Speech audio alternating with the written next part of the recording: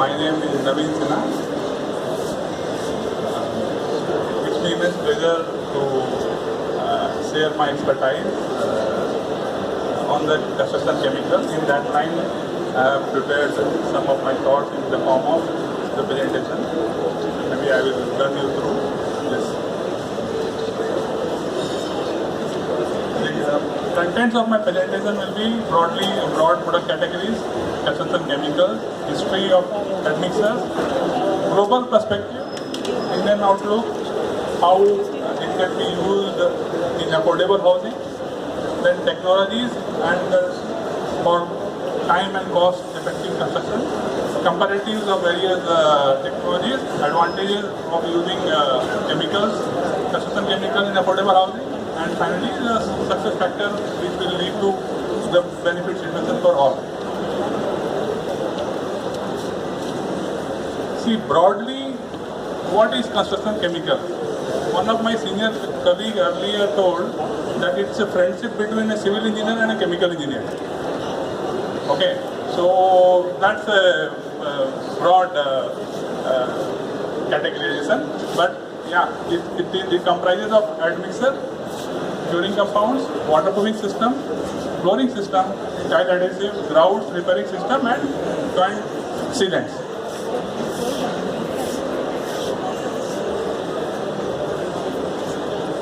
Basically, construction chemicals are like a catalyst. Okay, we say specific projects that are used in concretes to enhance the various characteristics, whether it is durability, whether it's speed of construction, whether it is enhancement of the productivity, etc. See, this has got very inherent advantages, usage of it, there is no doubt about it. Like it eliminates many of the requirements of the natural resources like water, cement, drastically. Okay, it leads to the cost saving also in the overall run of the project. It also gives you the flexibility to give more production in the site. Let me run through this theoretical. Admixture is one part of the construction chemical. Okay. We will go through this in the detail when we come to the next slide. These are the further breakup of the construction chemicals. Like under construction admixture, there will be plasticizers, super plasticizers, hyper plasticizers, accelerators, corrosion inhibitors. Then under waterproofing chemicals, there are so many systems are there. Under flooring compounds, also many are there in the market. Repair and rehabilitation, the focus is there now. So cementitious mortar, epoxy-based mortar are there, and of course the sealants, protective coats, grouts and adhesives are also in the market. Now let us go to the history of admixtures. You see, in 300 BC to 476 AD, then also people were using the admixtures in some form or the other. Like they were using animal fat, milk, blood also, and those structures are still existing. That is how it is. So it is not a new concept, it is there since the time being. 1930 the drum mixers were used, and which is similar to what drum mixer we are using now. 1960 super plasticizers were introduced. This was introduced in 1970 in the US. 1980 ASTM, what is the characteristic it should be of ASTM was defined in 1980. 1985, introduction of PC technology happened in for the admixture. So various technologies also got, like it's an chemical composition, right? So various development in the form of chemical structure also happened during this period of time. Now, I would like you to go through the global perspective of it. If you see here, the construction chemical usage. Now, the Western Europe is 22%, China 26%, Japan 12%, North America. The rest of the world is only 26%. You see, the usage is very low. If you see in country and for a prospect what we are aspiring, the usage is very low. Now, coming to the products here, now 26% in whole of the world, 26% have been used as an admixture.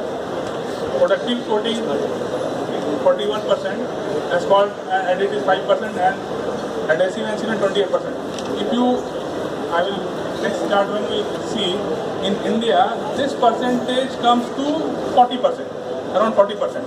But we are fairly low in adhesives and productive coatings. Now, coming to the spending on the concrete admixture, now we are around 60-70 rupees per m3 we are spending in terms of the admixture cost. Whereas in China they are spending around $2, that is around 140 rupees, 150 rupees per cubic meter. In USA it is around 280 rupees, 300 rupees per cubic meter. This is how the spending is varying from as we are doing or in compared to what others are doing. Now we have, as you all know, there's so many infrastructure projects on and then focus on the affordable housing. We are targeting around 18 trillion of worth of spending in the construction by 2018. This will give immense boost to the consumption of the cement, in turn to the consumption of the admixture also. Right? It is all linked, no? Percentage of the cement. So if you see here, now in 2018 we will touch around 301 million tons of the cement consumption. That means about 600 crores bags. 600 crores bags of cement will be required to be used to meet up those targets. Now, as I was telling you, now admixture there was around 26%. Now we are scoring very high as far as the use of admixtures are concerned. But if you see adhesives and sealants and waterproofing, our use of the chemicals are less compared to the global standards. Now, in order to meet up those targets of spending and cement consumption, our construction chemical market will touch around 7,000 crore by 2018. It is somewhere around 5,500 crore now. Now coming back to affordable housing, so see, majority of the people fall within this bracket, 10,000 to 80,000 rupees per month. Okay. So there is acute shortage of the housing. Okay. So as per the plan of the government, around 22 million houses are to be constructed by 2022. This alone, construction of the affordable housing alone will have an opportunity of 11 lakh crore to be done in say another 6 years time. Now, in order to construct this, we have many challenges. You all know unavailability of the land, delaying approval from local authority, rising construction cost, skilled manpower is not there, financing constraints are there. Developers are also finding it challenging to raise the money. Their laws are not clear. Taxation also is many times we are not able to understand how should we way to go about. So now in this presentation, I will focus only on this construction cost. Now, if you see in this chart, what I have tried to make, like standard unit is say suppose 100%. Now, people are not able to afford that. Okay. Now, if this cost comes to around 50 to 78%, it comes within the affordable range of that particular area where people can afford that. Now, how this can be done? This is a McKinsey report. They have studied that 12 to 18% reduction will have to happen from the reduction of the construction cost. Rest are there which is not covered in this presentation. This I will focus on the reduction in the construction cost by 12 to 18%, how it can be done. Now, in order to make that happen, everybody, whoever are the stakeholders, are to get involved in some way or the other. One is the innovative construction techniques, wherein as a construction professional we come into picture. As a sustainability effort, when architects, the structural designers, engineers, execution engineers come into picture, and the government, robust government mechanism has to be there to support all these initiatives by various stakeholders.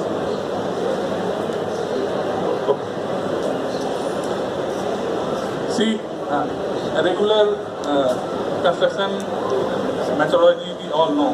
There is a slab, there is beam, column, okay, there is concrete, go to next floor. Now there are many technologies that have come into picture in the last 4 or 5 years. One is this hybrid precast technology. Okay. Then Maiwan is fairly known nowadays. Plaswall system is there, wherein you are to only have the panels and then grout those panels and be done away with that.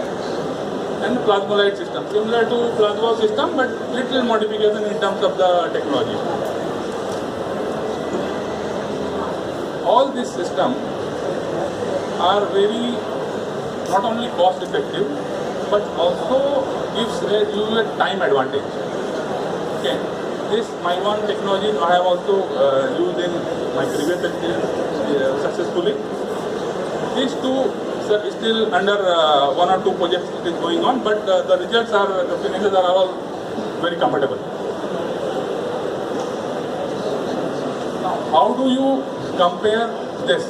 Now, we want to use the best technology, whatever available in terms of the chemical available, whatever formwork is available. Now, the foundation, how it can be conventionally, how it is, or what it can be. Like walls, what it is now, what it can be. Roofing, what cast in situ, now it can be precast situ, how the cost is varying. You see, in each of these elements, there is an element to reduce the cost as well as time. Then there is a list of various items which I have jotted down, wherein you will see there is a saving in each and every possible. Here, there has to be marriage between the concrete and the admixture. Okay. Otherwise, if I say ferrocement alone, cement alone cannot do anything. The chemical associated with the design associated with the ferrocement thing has to happen properly. So this savings will come only when there is a collaboration, proper collaboration between the cement and the admixture or using construction chemicals. Generally, this list goes on like we normally use timber frames.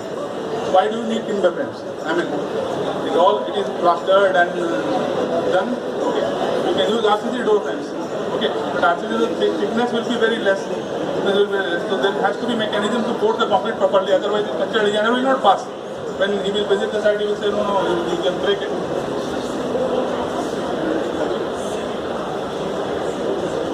Similarly, these are the various items of work wherein, in place of the conventional items of work, we can adopt a newer technology. And if you see here, the savings in terms of each and every item is humongous. I mean, now coming to the cost, everybody worries about cost. No, when you say about use my product, use my chemical, so everybody asks what is the cost. So this cost comes to around 2% only in terms of the total. But what you get, see, various design flexibility. Structural designer has got the flexibility. Earlier, 1994, around that time, to design 100-ton load, a column used to be around 100 centimeter. For a 100-ton load, the column necessarily was around 100 centimeter. Now for the 100-ton load, it can be up 10 to 15 centimeter also. So what has gone inside it? Nothing. Some chemical has gone inside it. That is what admixture. It imparts the design flexibility. It enhances the compressive strength. Before this, I just want to tell you. Now this is a typical M20 grade concrete. One with admixture, one without admixture. If you see here how this is above. Okay, so as a site man or as a project man, it gives me advantage. Suppose I want to desatur it. The structural designer has recommended some strength, and then you can shift your shuttering material from one floor to another. So I need not wait up to 28 days. You see, I can maybe another 10 days, I'm through with that, and then I can shift my shuttering material from one floor to another. This is a tremendous advantage what we will get. So these are the various products will have some of these if you use a proper construction chemical. Now the usage is very fine. Now the problem what as a user I also face many times, like what product will fit what solution. Every problem will not have the same solution. So there is a need for the awareness to happen among the builders, among the various government agencies. So I have noted down the enhancement of the customer awareness. This has to happen. Otherwise, you cannot put all the single admixture in all for all the problem solutions. Then innovative products have to come. If you would have seen, there are various over a period of time many products enhancement has happened. So these innovative products should keep on happening in the project. Then you have to be very cost competitive also. I was just reading an article like our Indian construction chemical industry is a very fragmented, like 50% is controlled by two, three big people.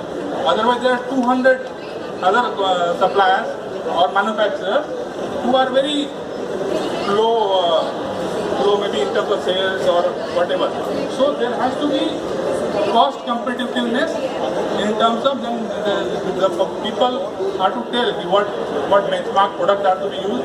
Otherwise, I mean a person can offer a very low price which you cannot match. You cannot match also.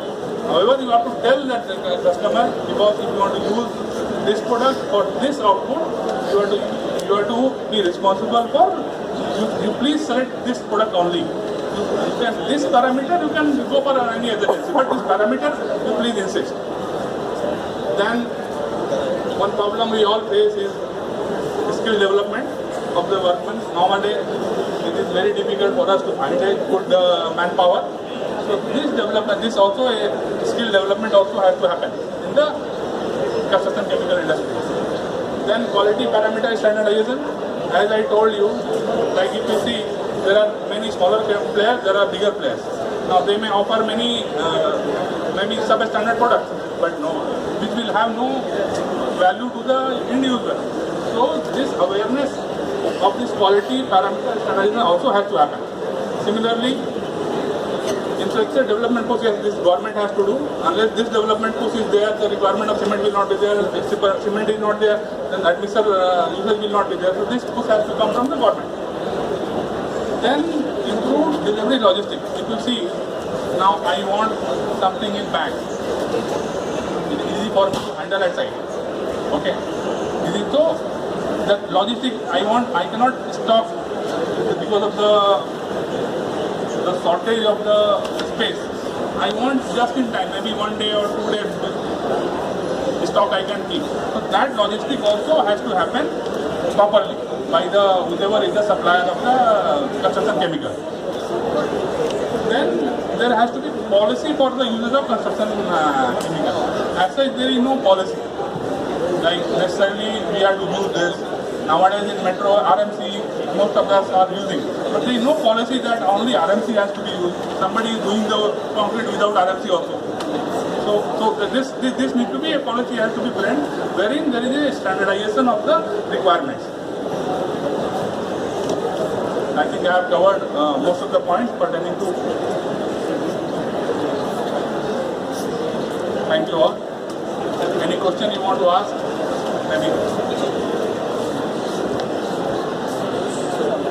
Anybody has any questions?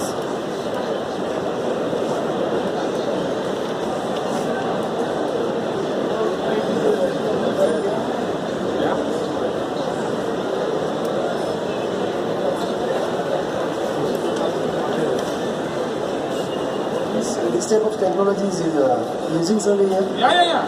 See, concrete admixture extensively being used. Extensively. Okay. Only thing in terms of, that's what I told you, 46% of the chemical consumption in India are pertaining to the admixture. Admixtures are being used day in, day out. Okay, in next to the mega project. Only in the minor project like a small G+4 building being done by some unknown builder or who doesn't know the quality, maybe he is only not aware of this. But for admixture, most of the people are aware. Suppose we are using admixture. Yeah. Can we change our RCC design? Yeah, you want to, sir, for any change in the of the usage or of the material, you have to go for a separate mixed change. This is any change in the source. Whatever, if you want to change your source to some sand also or metal also, then also you have to change. It is like that also. Suppose cement you were using ultratech, you want to use something else, then also you have to go for change in the mix. Similarly, if you want to change, if you are using X product, if you want to go for Y product, you want to change the mix. That's all. So we should get proper guidelines for this. Yeah. Use. Yes, sir. Thank you, sir.